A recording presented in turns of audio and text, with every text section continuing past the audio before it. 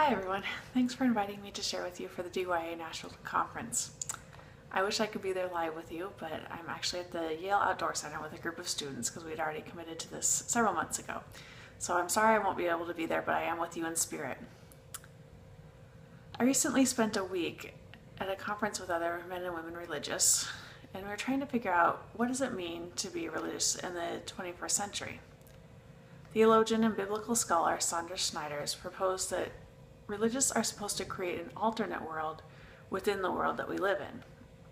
What's that supposed to mean exactly? Well, where money, sex, and power are not the ideals to be attained more of, but instead to be lived out in a different way. So instead of power over, we have shared leadership and empowerment.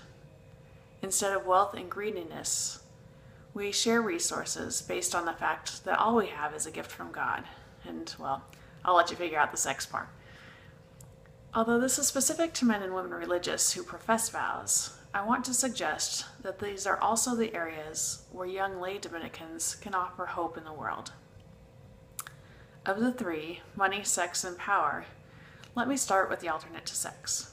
Don't worry, this is not going to be a high school health class lecture. Let me just begin by saying I love romantic comedies. I know they're kind of cheesy, but you got the basic storyline. Guy meets girl, guy falls in love, something happens. Usually girl meets some other guy who isn't so good for her, and then eventually figures out that the original guy is the best one. They end up together, it's a fun story, but it's not an actual look at life. For the rest of TV, hookups are just part of the natural scene. There's not a lot of real relationships. It's mostly get together with somebody for a short period of time, then move on to the next one. Even Downton Abbey has this as part of their story plot. Popular magazines have headlines that are about dating, but there's not a whole lot about real relationships. A week after this online gathering, I'll be professing my vows with family, my own congregation, friends, and others who will be joining to witness the event. These people who are gathering are part of my community. They're the people who I have sustained relationships with, the people who I've prayed with, people who I've studied with, both formally and informally, including one of my own professors.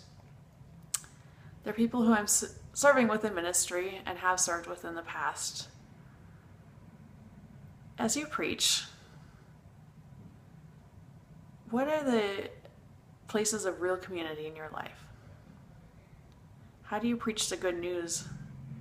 How do you preach that context of real relationship that takes time to build? And what does that look like as an alternate to the hookup culture? The second area that I'd like to touch on is wealth. Now, money in and of itself is not a bad thing. I still have to use a credit card when I fill the car I drive up with gas or when I go to Stop and Shop to buy groceries. You have to have money and you have to use it well. Real poverty, that is not having enough to sustain yourself, is also not a good value. It's something we shouldn't try to achieve. In fact, that's what we're trying to help people get out of.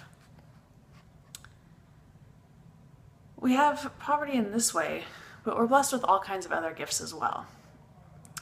We have different talents, skills, gifts that only maybe you or I know about, and others may not even recognize. Sometimes we have things that stop us from sharing those gifts. For me, it's fear of failure. If I don't succeed, then is it worth sharing the gift? Is it worth even trying? Now, I have to say, hoarding your gifts and not sharing them is oftentimes just as bad as hoarding money, because you're not sharing what God gave to you. For those who are discerning leadership in DYA, what gifts are you willing to share with the whole? For those who aren't discerning leadership, that's fine, but what are you willing to give to DYA? What are you willing to give to your local community, to your school, to your own church? What's been a hindrance in sharing the wealth that you bring to the whole church?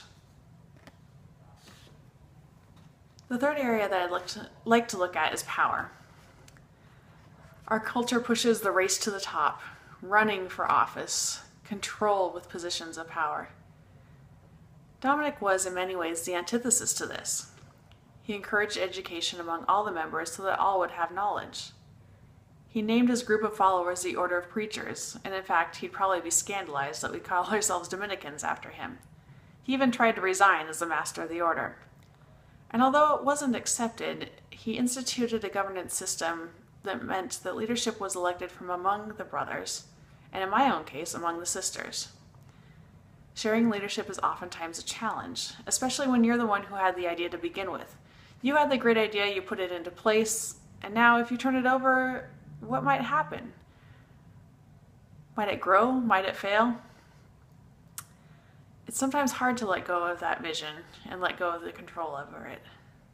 But not sharing leadership can oftentimes mean death or crisis of an organization, and we've seen this in some of the big corporations. Now we have 4 pillars that we talk about as Dominicans, and each of these can assist us in redefining what power looks like. First of all, power is in community, not in the individual. Although there may be leaders, it is in community that we have strength. We have strength of voice, strength of numbers, strength of wisdom, strength in gifts.